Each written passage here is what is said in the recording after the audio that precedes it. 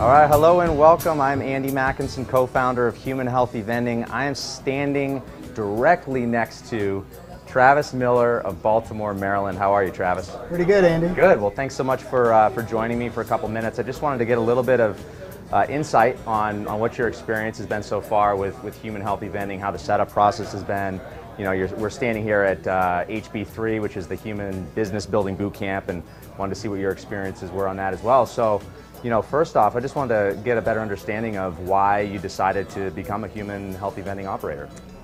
Well, I was looking into business opportunities. I was just sick of the corporate world, and healthy vending seemed to be something that I could do good for society instead of buying a McDonald's franchise where I would just be contributing to the problem. And I reached out to you guys, and you guys were very upfront with sending information as a resource, saying, "Look, this is what we've learned from the business. Whether you sign on with us or not, here you go, read it. Here's your research. Here's your manual." Okay. Which I found impressive that you were that open with the information. Great.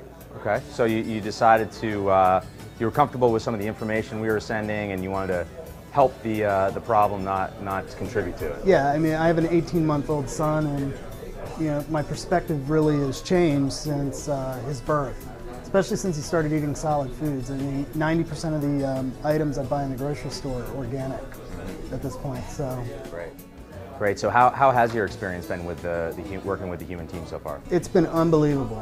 I mean, it's just the operation is so buttoned up. You guys got the system down for how you roll out machines in different markets. Even if you're not really familiar with a market like Baltimore, I mean, you use your experience from other markets and come in and just do everything that needs to be done to roll out a successful business. Right. Yeah. I'm really pleased with dealing with the LDA team so far for the rollout. Thank you. Appreciate that. So, from your experience, how knowledgeable has the team been, the staff? I mean, what I like about it is it's not like we're not selling anything.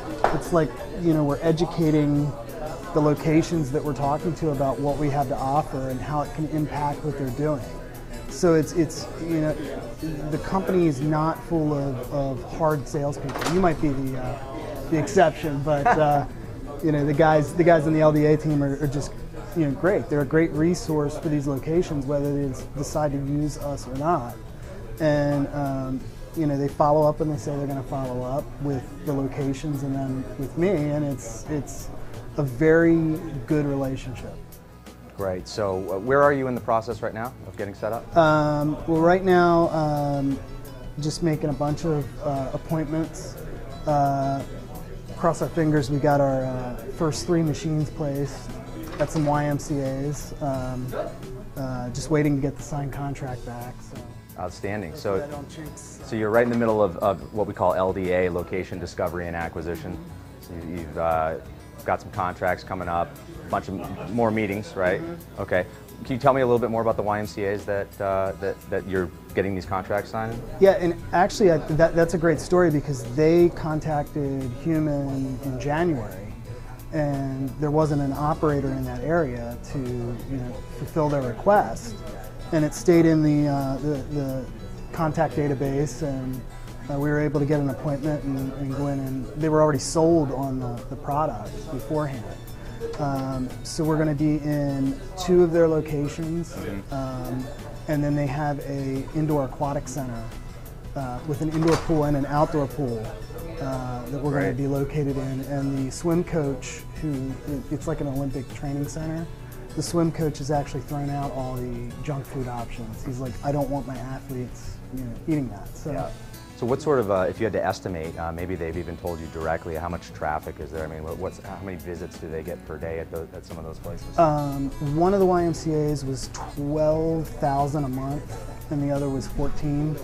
But they also showed me how, a lot of times they don't get the check-in because, they know the people at the desk and it's like, hey, how you doing? And Yeah. they just buzz them in. So it's most likely higher than what they It's reported. most likely higher than that. And, they are part of the Alliance for a Healthier Generation. And again, they've taken all the junk food out of their facilities. And they had a vendor that was putting in food, but that was sneaking in junk food into the healthy mix, and they threw him out. And that was the first thing when the receptionist saw me and found out where I was from. She's like, oh, we threw that guy out because he put Pop-Tarts in the machine. I mean, she said it 3 or 4 times. It was like they're really committed to what we're doing also. So I think it's going to be a great partnership. Okay, great. Well, moving on to the machines, now that you've had a chance to see them in the flesh and you got your hands on through this training, what are your thoughts on the human machines? A lot simpler to operate than what I, anticipated. Really? Yeah, I mean, I think that as advanced technologically as they are incredibly simple, which I think leads to a lot of the success that other operators have had with minimizing misvends and things like that. How do they compare to maybe a standard vending machine? I mean, it's just like looking at it, it's a much more impressive, inviting, fun feel. But it's not the coils. Like, you don't see the coils spinning around and the people beating on the machine because the snack got stuck in the coil. I mean, it's a simple process where it just pushes the snacks out into an elevator, and then it drops them very softly into the receptacle where you pick it up. Awesome. So as far as the training that you had so far, I mean, what's your favorite part of HB3? And HB3 is the Human Business Building Boot Camp. What's your favorite part so far? I think the best part is meeting other operators. There's 18 other operators from 13 different states and Puerto Rico here.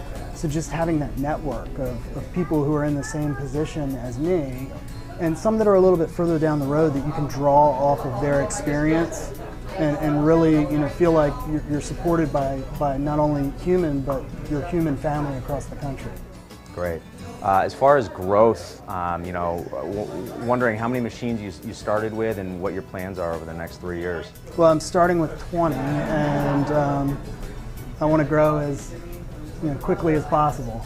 So okay. I think we estimated my market saturation would be like 800 machines. So I don't know if I'll get to 800, but definitely want to try. Great. And hire on family members and friends, and really make it a business that people I can trust are representing my company in the right way. Awesome. Do you have any parting words of advice if you had to give someone advice that's looking into the human program right now that you're through a majority of the process? What would you give them for a top piece of advice? I decided I wanted to make a total career change. So I backed into how many machines I would need based on the amount of money that I needed to make. And what I did was averaged vends per week that the information I got from some of the other operators that I talked to through the process, and then was very conservative on the figures. And then once the LDA process started, and I started talking to John, who's the LDA rep, who actually operates a machine, and hearing some of the other vends per day that other people were getting, like I figured way conservatively. So like he looked at me and he's like, oh, you're going to hit that no problem, based on past success. So I think it's being conservative and figure out use the information from some of the other operators to make your decision on how big you want to start out at. Great. I think that's a great piece of advice. Well, that about wraps it up for now. Thanks for spending a couple of minutes with me, Travis. Yep. Good to have you on board. We're excited about the growth in Baltimore, and we'll see you out there. Thanks. Well, a new type of vending machine is popping up in York County. It's a healthy alternative to your regular chips and soda. CBS 21's Christina Butler is live with the York County Mobile Newsroom in York to explain. Christina. Those healthy vending machines include things like this, chocolate chip cookies with no fake oils or preservatives. The man responsible for bringing these machines to our area says they are especially needed here in York County, where 1 in 4 adults is considered obese. Not your regular vending machine with its conveyor belt, LCD screens, and LED lights. And what comes out isn't your typical vending machine snack. Human, which stands for Helping Unite Mankind and Nutrition, Vending says all of their options are 100% healthy. If you don't have the non-healthy choice, you're not going to buy the non-healthy choice. Randy Friedman with the York Jewish Community Center says bringing in the machines was a no-brainer, considering so many people use their facility's fitness center. And we thought that if our vending machines were selling junk after someone just went there to build muscle and to repair body and soul, it wasn't working for us. So far, the machines have been a hit. Travis Miller is working with Human Vending to bring the machines to our area. He says it's especially important for York County to offer healthy alternatives. The obesity rate is 38% right now. And growing every year, which out of the 70-some counties in Pennsylvania, that puts us 14th. I mean, it's definitely a growing problem that needs to be tackled. There are about 7 of these vending machines throughout all of Pennsylvania, but most of those are here in York County. That includes at the York Jewish Community Center, which you just saw, also at the York YMCA, and at the Spring Grove School District.